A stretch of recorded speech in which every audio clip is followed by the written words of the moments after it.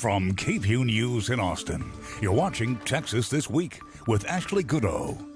Good Sunday morning. The Supreme Court decision to overturn Roe v. Wade is pitting cities and counties against the state. And the deadliest human smuggling case in U.S. history happened this week in Texas. Let's get to the three things you need to know in Texas politics. 53 migrants, 40 male and 13 female, died after being trapped in a tractor trailer that was found abandoned in San Antonio. Monday evening, a person working nearby heard a cry for help and found the tractor trailer with the doors partially opened. At that time, 48 people were dead inside and 16 others were taken to the hospital for heat exhaustion and heat stroke. Investigators say the truck was refrigerated but did not have a visibly working air conditioner. While we don't know how long the people were in the truck, experts say the tractor trailer was likely 105 to 110 degrees when they got into it, and the temperature inside could have reached 125 degrees within an hour because of the number of people inside and the weather conditions. Law enforcement arrested 4 men in connection with the smuggling case. As families in Uvalde demand answers about the school shooting that left 19 children and 2 teachers dead, the Texas House Committee investigating the massacre at Robb Elementary School met in Uvalde again this week. The panel heard testimony from the Uvalde mayor, teachers, and police officers behind closed doors. Texas Attorney General Ken Paxton asked the Texas Supreme Court to overturn the restraining order issued by a lower court blocking the state from enforcing the pre-Roe v. Wade ban on abortion in Texas that was never repealed. Meanwhile, city and county leaders are taking their own stances to protect abortion rights. The Denton City Council became the first in the state to decriminalize abortion, instructing the police department to make investigating abortions its lowest priority. The city will not store any reports of abortion or other event that could be prosecuted under state law, will not give information to any governmental body or agency about pregnancy outcomes, and will not collect data or do surveillance on any person or group for the purpose of determining if an abortion occurred, with a few exceptions for criminal cases unrelated to abortion care or crimes against pregnant women.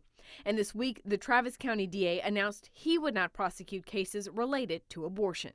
While that was 3 things, I would be remiss not to mention the historic changing of the guard at the U.S. Supreme Court. Judge Ketanji Brown Jackson was sworn in on Thursday, becoming the first black woman to sit on the U.S. Supreme Court in our nation's history. And speaking of the court, many fear the Supreme Court's decision to overturn Roe v. Wade is just the beginning for the conservative majority of justices who are seemingly willing to roll back precedents on privacy for Americans. That concern was born out of the concurring opinion written by Justice Clarence Thomas, which cites 3 specific cases the justice believes should be overturned. Richard Albert, professor and director of constitutional studies at the University of Texas at Austin, joined me to talk about those cases and the impact of the court's decision. First, talk to us overall about the implications of sending abortion rights back to the states, which of course is what overturning Roe v. Wade did. Well, there's a very big misconception about what this case will mean for the states. People think that this will prohibit abortion in many states around the country. It's not quite accurate to say that. What this result will mean is that safe abortions will be prohibited, because abortions are going to happen even in Texas after the legislature prohibits them. And that's bad news. It's very sad. It's a devastation for the country, for women, and anyone who believes in fundamental rights and freedoms. You know, when we talk about those fundamental rights and freedoms, there's also some implications that the justices are at least open to discussing other, things, other rights that people have as of right now. Of course, talking about that concurring opinion from Justice Clarence Thomas. Let's talk about some of the things that he included, starting with cases that he says perhaps the court should go back, and his word is correct, starting with the use of contraceptives for married couples. Talk to us about that case, that ruling, and potentially what the court could do there. This is a case that goes back to Connecticut. That's where the case emerged. And because the right to contraception is not specifically enumerated in the text of the Constitution, Justice Thomas has really declared war on that right, saying hey, if you don't like the right, as I don't like the right, he's saying, please file a lawsuit and you'll have an ally in me at the court to try to overturn that decision. And Justice Thomas plans to assemble allies on the court to see if they can reach a majority to overturn that case, just as they did for Roe versus Wade. If that case is overturned, talk to us about what that would really do, what that would look like for people across the country. Well, just imagine this would be the state entering into bedrooms of men and women across the country. That's not how a state should be run. The state would be interfering in the most private of all relations, domestic relations between people who love each other. That's not the role of the state. And that's the door, however, that Justice Thomas wants to flung right open by inviting litigation to overturn that case that protects the fundamental right to contraception. He also talked about same-sex relationships. That was the second of the cases that he talked about. Talk to us about that one. Well, this is another case that's connected to Texas. Roe versus Wade, of course, began here in the state of Texas. That case, too, Lawrence versus Texas, which ruled correctly that there is a fundamental right of privacy in sexual relationships between two persons, whether they be of the same sex or not. In his concurring opinion in the Dobbs case overturning Roe versus Wade, Justice Thomas again encouraged litigation to overturn that right. That would be disastrous for personal relationships between people who love each other in this country. What a disaster that would be. Really talking about privacy right there with that one. And then the third case that he mentioned in terms of perhaps the court overturning, having to do with same-sex marriage. This is the case that comes out of, I believe it's Massachusetts, in which the court rules that there is a right to marry whomever you wish. And this is a fundamental right that is today protected. But in his concurring opinion, Justice Thomas says, let's take a look at that right too. That too should be troubling. This is a trilogy that should inspire fear and I think deep concern for the state of rights in this country. And it's all comes out of that concurring opinion by Justice Thomas. I'm quite disappointed in him, I have to say. You know, he's saying that these things are not explicitly listed as being rights in the Constitution, but isn't that really the case for so many of the freedoms that we enjoy in this country?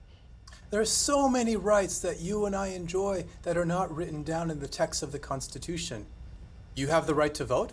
It's not written down anywhere in the text of the Constitution. You have a right to raise your kids however you wish to raise them.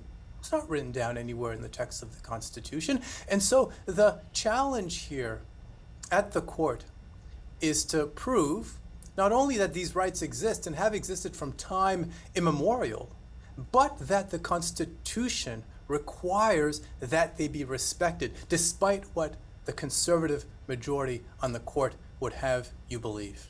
Because of Justice Thomas's opinion, him saying these are the next three things that potentially, I am open to overturning. Do you think this almost gives Congress, though, right now a heads up? If you want to do something about these things, if you want to codify them, you should probably do that sooner rather than later. To be honest with you, this is not going to be painting a rosy portrait for you. To be honest, I don't think there's much that can be done to stop this court from repealing these rights that have been won through years and years of hard-fought battles. If the court wants to overturn the right to contraception, if the court wants to roll back the clock to a time when there was sexual discrimination based on orientation, then it will do so.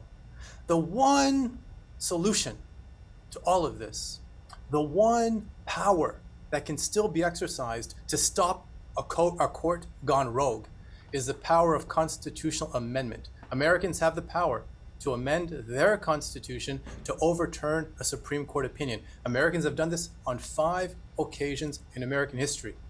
Why not a 6th? And now, the last word. This week, I came across a headline so ludicrous, I had a hard time believing it was true.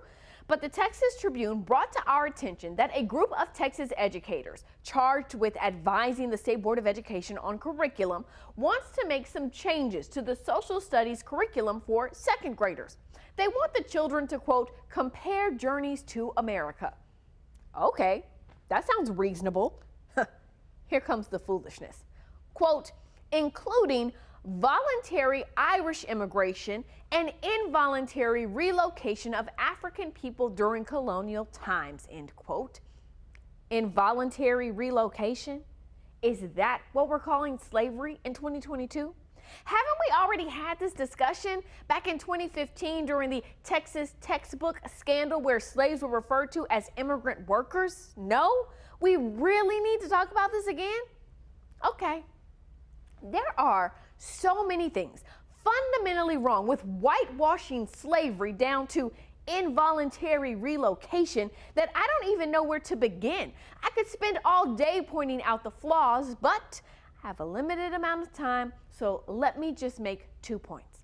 Referring to people who were kidnapped from their native land, forced into ships where they were stacked on top of one another, enduring unspeakable, unimaginable conditions, to be taken thousands of miles away from their homes across the ocean, not to be relocated and start new lives, but to be sold as property, seen as subhuman and subject to every form of abuse, physical, sexual, medical, psychological, emotional, the effects of which we still see to this very day. Calling that involuntary relocation is not just false and disrespectful, it is dangerous. Never in history have we seen something so horrific and inhumane as the African slave trade. The number of people kidnapped, the distance they were taken, the treatment. And that leads to my second point. Second graders, 7 and 8-year-old children understand the concept of kidnapping. They also understand the concept of slavery, forced labor. They can handle it. After all, these are the same children that have to do active shooter drills in school because they don't know if their classroom will be the next Robb Elementary School. They can handle the truth. They can learn history because that is, of course, the point of sending children to school, right? For them to learn the truth, facts, teach facts, and let parents handle the feelings. Now, thankfully, the Board of Education told this group to revisit their word choice. I can think of about a dozen or so age-appropriate phrases for second graders, or we can just go with the universal word used to describe how the majority of African people got to the United States in colonial times. Slavery, not involuntary relocation. Slavery. That's the last word. And this has been Texas This Week.